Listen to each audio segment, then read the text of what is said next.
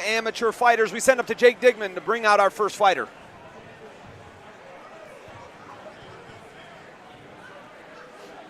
The following contest is in the RFO lightweight division, and it is brought to you by ShootItMMA.com. Introducing first, making his way down the aisle into the blue corner, please welcome Alex Johnston.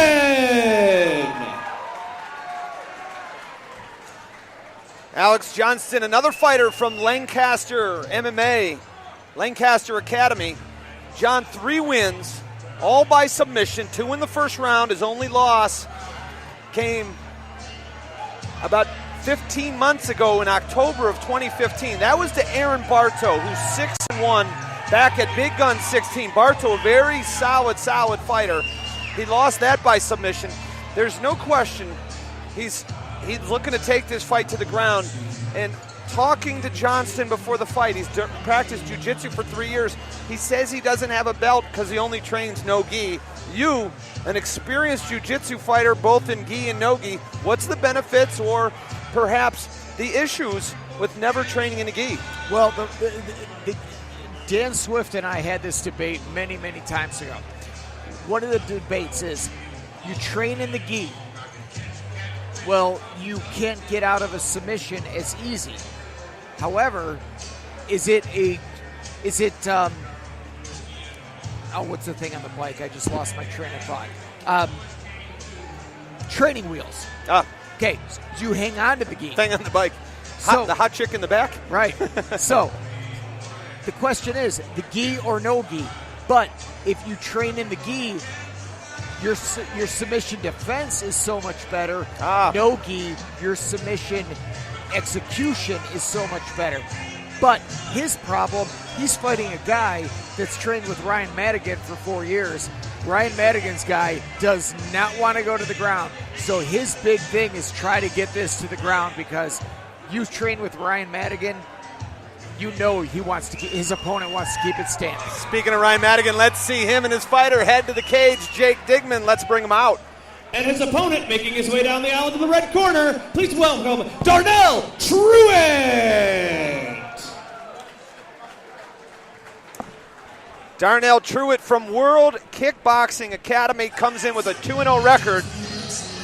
And oddly enough, John, his first win was by submission and armbar. Now, here's the question when you see Truett. Both of his prior opponents were making their MMA debut.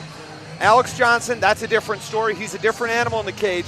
How does Truett handle the step up in competition from fighting 2 newbies to 3-1? I want you to address that as soon as you take a look at the tail of the tape. Yeah, both these guys very young, 25 versus 22 years old, but a big height advantage for Darnell Truett, 6 foot versus 5'8". Both these guys come in with a lot of experience, but as Ryan, as you mentioned, Truett comes in, both of his opponents were making their debut, and that is, now he's got an experienced fella. That's going to be a big difference. One of the things, though, that I'm really looking forward to is Truett. When you train with Ryan Madigan, and it's all hardcore kickboxing, you throw everything into those kicks. That's great. But if your opponent can slip it a little bit and try to take you down, do you take a little bit off that kick? Hey, you do some damage, but don't expose yourself. So he's got a very fine line to walk. Truett has participated in about 10 grappling tournaments. He also trains mostly no-gi. Up until now, he started to work the gi a little bit, but we'll see. There's no question, World Kickboxing Academy, Truett wants to keep it on the feet. Jake Digman, official introductions belong to you. The following contest is in the RFO lightweight division, and it is brought to you by ShootItMMA.com. Introducing first in the blue corner, he fights out of MacArthur, Ohio. He weighed in at 152 pounds, representing Lancaster Academy of Mixed Martial Arts, with an MMA record, 3 wins, 1 loss. Please welcome Alex Johnston. His opponent in the red corner, he fights out of Akron, Ohio. He weighed in at 153 pounds, representing World Kickboxing Academy with an MMA record, 2 wins, 0 losses. Please welcome Darnell the Truth Truett. This bout is scheduled for 3 3-minute rounds, and when the action begins, your referee is Mr. Dave Beaver. Alex Johnson in the patriotic red, white, blue camouflage. Doesn't get much more patriotic than that. Darnell, the Truth Truett in the gray kickboxing shorts. Go figure. Dave Beaver, third man in the cage. Fighters touch gloves. Let's see the matchup of styles. I feel like we're back in the single-digit UFC pay-per-views. Striker versus grappler. And Darnell Truett made no bones about it when I talked to him backstage. He said, oh yeah, I want to keep this fight standing. Oh, nasty outside leg kick from Truett. And you can tell there's the training from... Oh, Johnston lands a big left, and Truett may be out. That's all. It's it. And it stopped. And Johnston, there's some confusion here because Johnson stopped. Dave Beaver stopped the fight. And Johnston is out cold. Oh, Johnston might be real. Wait, Truett is... I'm sorry, Truett is out cold. Truett is out cold, and he is very, very hurt.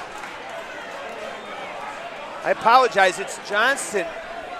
Johnston that landed the big right. And then he looked to finish him up. And interesting, Johnston froze in his tracks. Truett was down. There we go. We got some head movement from Darnell Truett. But it looked like a straight left that dropped him. We're going to take a look at it right here. Take a look at Johnson in the American trunks. Straight right. Dave McKinney from Bluegrass MMA. He's just, boom. He's more than a friend. He's a fact checker, and that is a big-time right.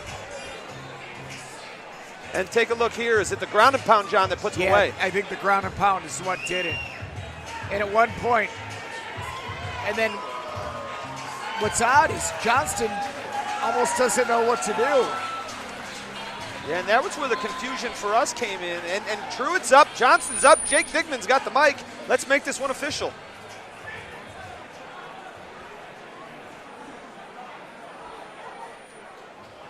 Ladies and gentlemen, referee Dave Beaver calls a stop to the action at 27 seconds of the very first round, declaring your winner by knockout, Alex Johnston!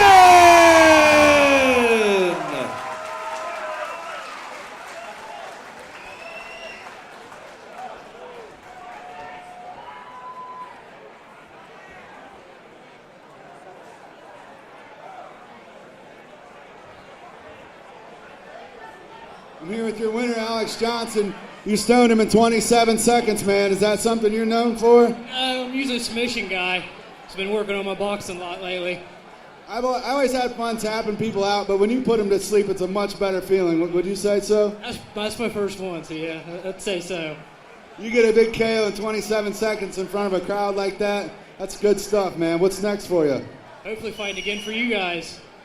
Awesome, man. We'll be back here in September, Cleveland in March. Let's hear it for your winner, Alex Johnston.